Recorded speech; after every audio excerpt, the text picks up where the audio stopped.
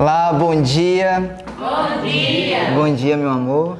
Bom dia a todos vocês que estão aqui, bom dia a vocês que estão em casa.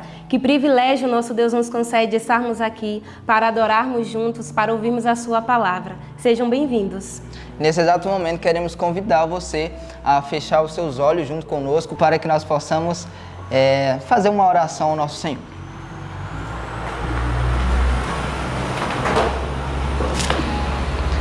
Senhor nosso Deus, nós agradecemos a Ti, meu Pai, por esse dia. Agradecemos, meu querido Deus, porque mais uma vez a Sua misericórdia caiu sobre nós. Amém. Queremos pedir, Senhor, que o Senhor possa estar aqui abençoando este culto, abençoando esse dia, conforme a Tua vontade. Em nome de Jesus, amém. Amém.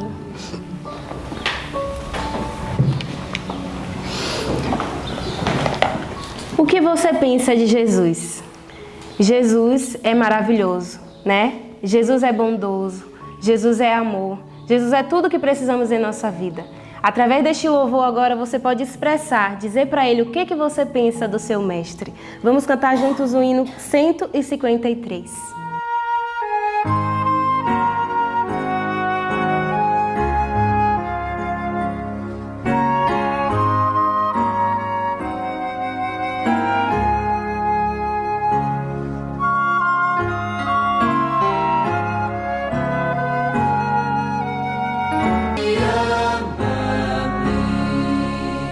Nesse exato momento nós estaremos falando aqui o nosso verso da semana, que se encontra lá em Efésios 6, do versículo 10 ao 18.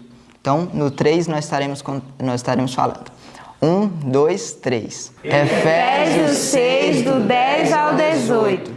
No demais, irmãos meus, fortalecei-vos no Senhor e na força do seu poder. Revesti-vos de toda a armadura de Deus, para que possais estar firmes contra as astutas ciladas do diabo. Porque não temos que lutar contra a carne e o sangue, mas sim contra os principados, contra as potestades, contra os príncipes das trevas deste século, contra as hostes espirituais da maldade nos lugares celestiais. Portanto, tomai toda a armadura de Deus, para que possais resistir no dia mau, e, havendo feito tudo, ficar firmes. Estai, pois, firmes, tendo cingido os vossos lombos com a verdade, e vestida a couraça da justiça, e calçados os pés na preparação do evangelho da paz, tomando sobretudo o escudo da fé, com o qual podereis apagar todos os dardos inflamados do maligno. Tomai também o capacete da salvação e a espada do Espírito, que é a palavra de Deus, orando em todo o tempo, com toda oração e súplica no Espírito, e vigiando nisto com toda a perseverança e súplica por todos os santos. Efésios 6, do 10 ao 18.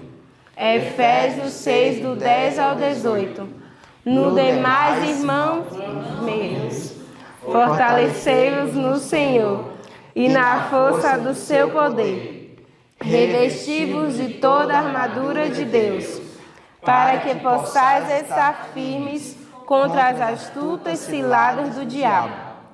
Porque não temos que lutar contra a carne e o sangue, mas sim contra os principados, contra as potestades, contra os príncipes das trevas deste século, contra as hostes espirituais da maldade nos lugares celestiais.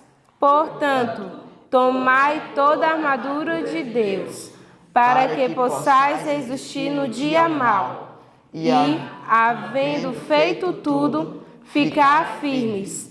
Estai, pois, firmes, tendo cingido os vossos lombos com a verdade, e vestida a couraça da justiça, e calçados os pés na preparação do evangelho da paz, tomando sobretudo o escudo da fé, com o qual podereis apagar todos os dardos inflamados do maligno. Tomai também o capacete da salvação e a espada do Espírito, que é a palavra de Deus, orando em todo o tempo, com toda oração e súplica no Espírito, e vigiando nisto com toda a perseverança e súplica por todos os santos. Efésios 6, do 10 ao 18. Efésios 6, do 10 ao 18. No demais, irmãos meus, fortalecei-vos no Senhor e na força do seu poder. Revesti-vos de toda a armadura de Deus, para que possais estar firmes contra as astutas ciladas do diabo. Porque não temos que lutar contra a carne e o sangue, mas sim contra os principados, contra as potestades, contra os príncipes das trevas deste século, contra as hostes espirituais da maldade nos lugares celestiais. Portanto, tomai toda a armadura de Deus, para que possais resistir no dia mau, e, havendo feito tudo, ficar firmes. Estais, pois, firmes, tendo cingido os vossos lombos com a verdade, e vestida a couraça da justiça, e calçado os pés na preparação do evangelho da paz, tomando sobretudo o escudo da fé, com o qual podereis apagar todos os dardos inflamados do maligno. Tomai também o capacete da salvação e a espada do Espírito, que é a palavra de Deus, orando em todo o tempo, com toda oração e súplica no Espírito, e vigiando nisto com toda a perseverança e súplica por todos os santos. Efésios 6, do 10 ao 18. Então, que nesse exato momento você possa estar aí pegando a sua espada, que é a sua Bíblia, e possa estar junto conosco aqui estudando a palavra de Deus. Obrigado. Olá, bom dia, seja bem-vindo, seja bem-vinda a mais um encontro especial para juntos podermos aprender a palavra do nosso Deus. E hoje nós vamos estudar lições preciosas que Deus deixou para nós. E eu quero convidar você para pedirmos uma bênção especial para que o Espírito Santo ilumine nossa mente, para que possamos entender o propósito de Deus para a nossa vida. Vamos orar? Vamos nos ajoelhar? Vamos falar com o nosso Deus? Obrigada, Senhor, por mais um dia de vida que o Senhor nos concede, pela oportunidade de meditar em coisas tão lindas que o Senhor deixou escrita para nós. Quero pedir uma bênção especial sobre todas as pessoas que estão do outro lado, Senhor, que estão te buscando, Pai, aprendendo coisas da Tua Palavra, que o Senhor possa edificar no coração de cada um a Tua Palavra, Senhor, e nos libertar de tudo aquilo que nos atrapalha a estar mais pertinho de Ti, como é a Tua vontade. Fica conosco, nos dá o Teu Espírito Santo nesse momento, abre nossa mente e o nosso coração, em nome de Jesus. Amém. O nosso estudo de hoje ele está baseado no livro de Isaías, no capítulo 43 ao 45, também em Mateus capítulo 3, do verso 13 ao 17, e o livro desejado de todas as nações, capítulo 11, o batismo. Quero pedir para você abrir sua Bíblia lá no livro de Isaías, no capítulo 43. Vamos ver alguns detalhes que o Senhor deixou escritos ali para nós. Deus começa esse capítulo aqui, o profeta Isaías começa falando um pouco, relembrando que Deus era o Deus do povo de Israel, que Deus tinha escolhido aquele povo. E Deus faz uma promessa muito bonita, Ele reafirma que Ele está com os filhos dele. E aqui no verso 1 diz assim: mas agora sim, diz o Senhor, que te criou, ó Jacó, e que te formou, ó Israel, não temas, porque eu te remi. Chamei-te pelo teu nome e tu és meu. Olha que coisa linda. Deus estava relembrando ao povo aqui de que Ele era o Deus dele. E que, olha que promessa bonita no verso 2. Quando passares pelas águas, estarei contigo. Quando pelos rios, eles não te submergirão. Quando passares pelo fogo, não te queimarás, nem chama arderá em ti, porque eu sou o Senhor teu Deus, o Santo de Israel, teu Salvador. Dei o Egito por teu resgate, a Etiópia e a Seba em teu lugar. Olha que bonito. Esse relato aqui ele foi escrito antes de acontecer o que aconteceu com os 3 hebreus lá na fornalha ardente. E essa promessa aqui ela foi cumprida na vida daqueles 3 servos de Deus. Deus, ele lembra que que o povo tinha sido chamado por Deus, mas o povo agora estava numa situação tão complicada. E aqui no verso 10, Deus continua falando para que ele tinha chamado Israel, para que ele tinha escolhido. No verso 10 diz: vós sois as minhas testemunhas, diz o Senhor, o meu servo, a quem escolhi, para que o saibais e que me creiais e entendais que eu sou o mesmo e que antes de mim Deus nenhum se formou e depois de mim nenhum haverá. Então Deus estava relembrando o povo o propósito para que ele tinha chamado, para testemunhar. E ele fala que só há ele. O povo estava envolvido com idolatria e com muitas outras coisas. E no verso 22, ele vem falando que o povo não invocou ele. Olha que interessante. O verso 22 vem dizendo algo interessante. Contudo, tu não me invocaste a mim, ó Jacó, mas te cansaste de mim, ó Israel. Então Deus estava falando aqui que o povo tinha buscado outros deuses e tinha se cansado. Já imaginou a pessoa se cansar de quem tem lhe dado todas as bênçãos? Já imaginou a pessoa se cansar das coisas de Deus? Que terrível que será! Imagina agora. E Deus ele continua fazendo um apelo. Veja o verso 25. Deus diz: eu mesmo sou o que apago as tuas transgressões por amor de mim, e dos teus pecados não me lembro. Olha que lindo. Deus queria que o povo entendesse que ele o tinha chamado, ele tinha escolhido, e que Deus tinha como fazer eles voltar à condição de antes, dobrar o coração na presença de Deus, se arrepender. Que bonito isso. O capítulo 44 vem trazendo aqui que Deus promete derramar o Espírito dele sobre todos os que o buscarem.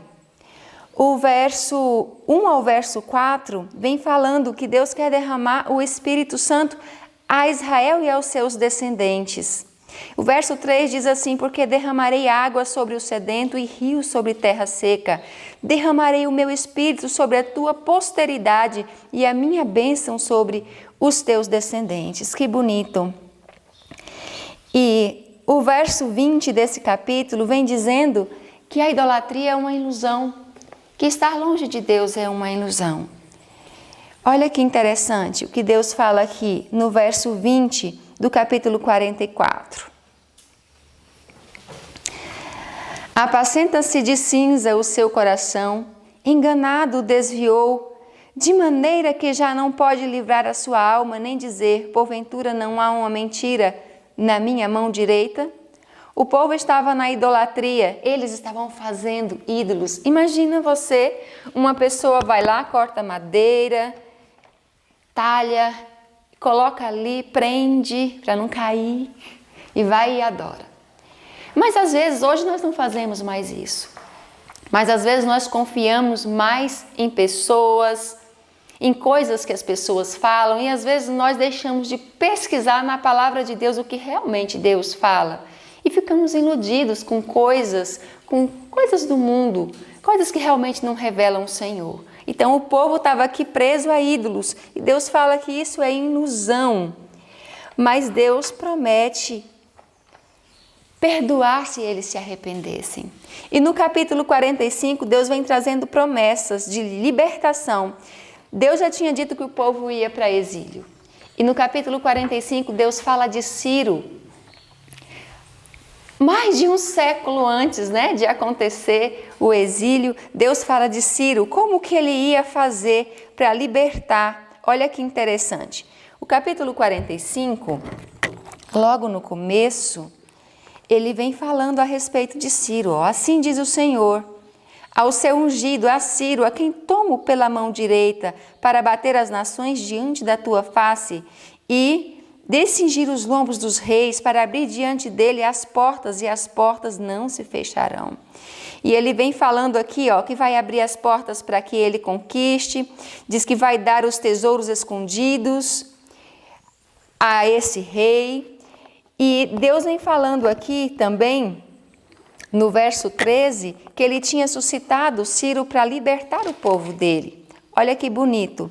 E eu o despertarei em justiça, e todos os seus caminhos endireitarei, e ele edificará a minha cidade, e soltará os meus cativos, não por preço nem por presente, diz o Senhor dos Exércitos. Que bonito como Deus sabe e fala as coisas bem antes de acontecer.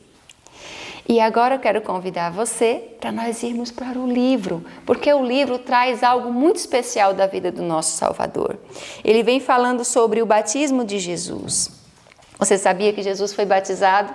Por que será que ele foi batizado? Como foi que aconteceu isso? O que estava acontecendo na vida de Jesus para que acontecesse esse batismo? E o livro, no Desejado de Todas as Nações, capítulo 11, vem trazendo algumas informações muito interessantes. Ontem nós vimos que toda aquela pregação de João Batista, a voz que clamava no deserto, estava tendo muito efeito. As pessoas estavam vindo, multidões estavam vindo ao Jordão. E essas notícias chegaram a Nazaré. E Jesus entendeu no seu coração que aquele era o chamado, era o momento dele iniciar o seu ministério. E aqui Jesus, ele deixa ali a carpintaria e vai até João para ser batizado. João era primo de Jesus, mas eles não se conheciam pessoalmente. Pela providência de Deus, um tinha crescido em Nazaré e o outro nos desertos da Judéia. Então, eles não tinham se encontrado para que dissessem, eles estão combinados de falar um do outro. Não, isso não aconteceu. A providência de Deus que tinha feito eles morarem em locais diferentes. Mas agora chegou o momento. Jesus chega ali. E olha que interessante o que diz aqui. No capítulo 11, na primeira página, no parágrafo começa assim: João tinha conhecimento dos fatos. O que João sabia sobre Jesus? Vamos ver. João tinha conhecimento dos fatos que haviam assinalado o nascimento de Jesus. Ouvira falar da visita que em sua infância fizera a Jerusalém e do que se passara na escola dos rabinos.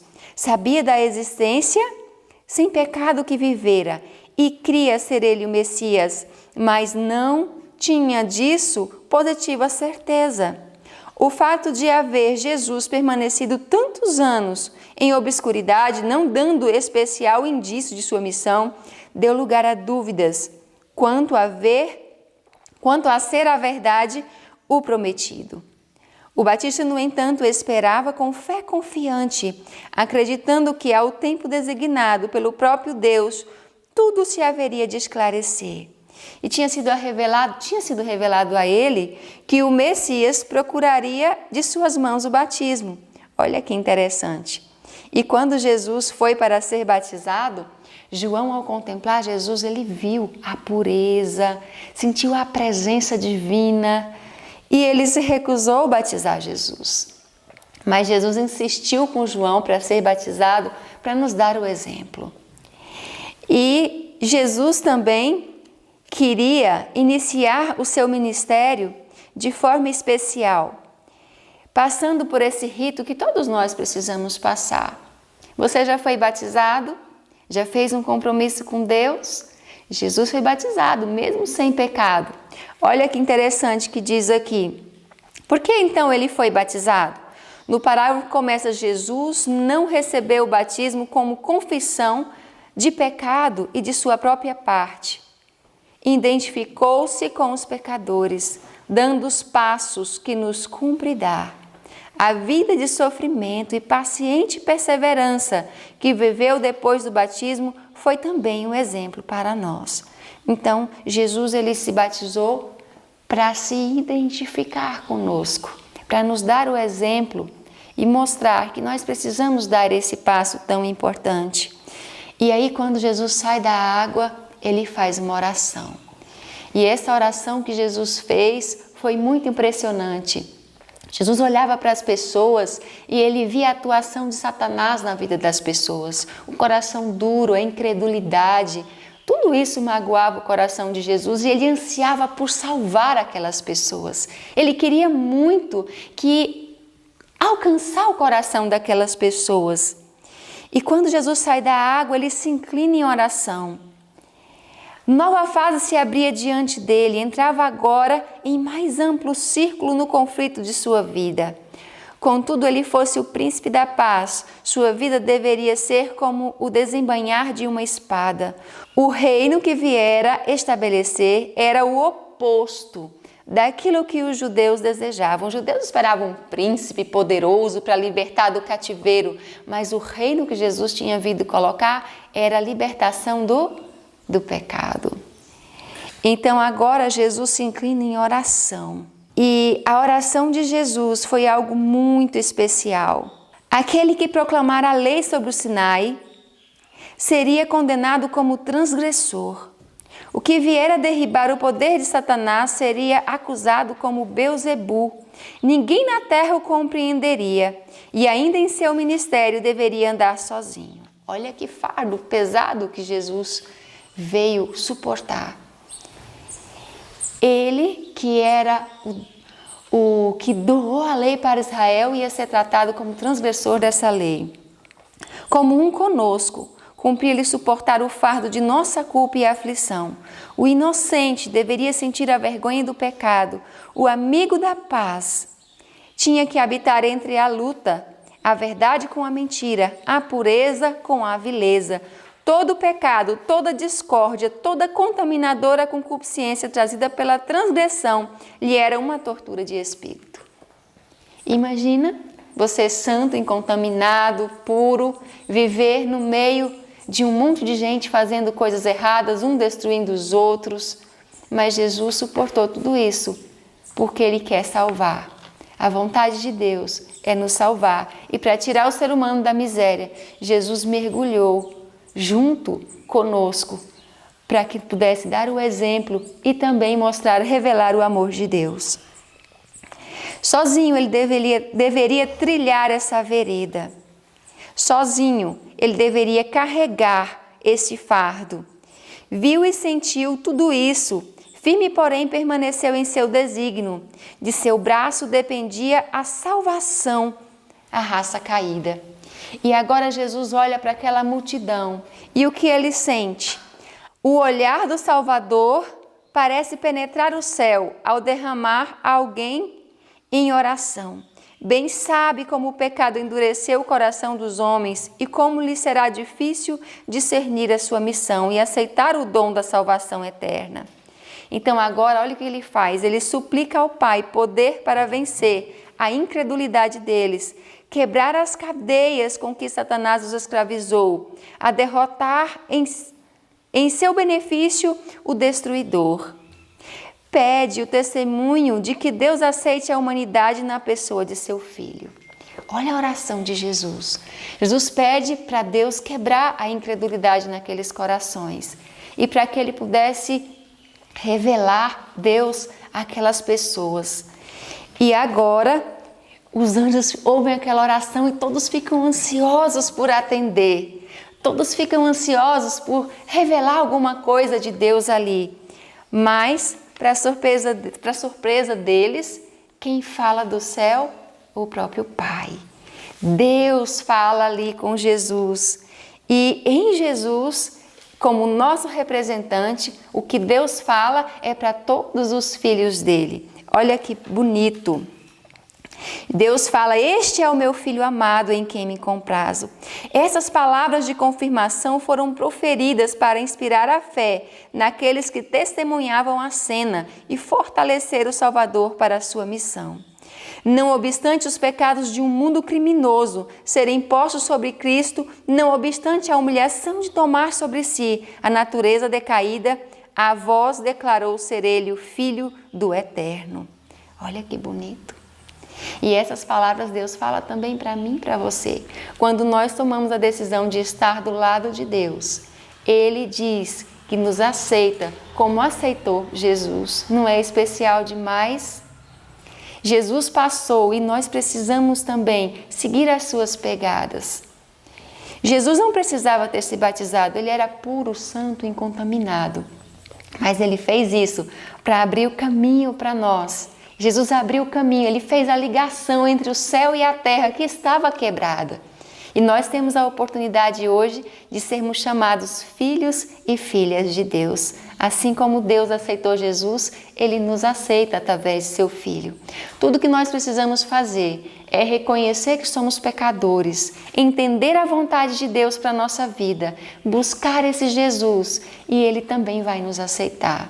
Você gostaria de entregar o seu coração para Jesus? Quem sabe você já tem estudado a Bíblia, quem sabe você já tem prestado atenção nas verdades, seu coração talvez tenha se movido de vontade de mudar, de ficar mais perto de Deus, mas você tem lutado contra essas convicções. Deus está chamando você para você passar para mais perto dEle, para você chegar para mais junto do Senhor, tomando a decisão do batismo. E aí a sua vida vai ser muito, muito, muito mais perto de Deus.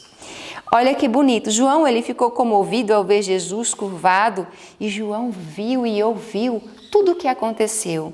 E ali no momento que Jesus orava, o Pai falou e o Espírito Santo desceu como pomba sobre Jesus. Aqui mostra os três juntos, Jesus aqui na terra, o Pai falando do céu e o Espírito Santo. Os três estão envolvidos na salvação da humanidade. E para finalizar, eu quero ler com você esse parágrafo aqui que começa aí essas palavras dirigidas a Jesus no Jordão, que é o que eu comentei com você agora há pouco. Olha que coisa impressionante. E essas palavras dirigidas a Jesus no Jordão, este é meu filho amado em quem me comprazo, abrangem toda a humanidade. Deus falou a Jesus como nosso representante. Com todos os nossos pecados e fraquezas, nós não somos rejeitados como indignos. Deus nos fez a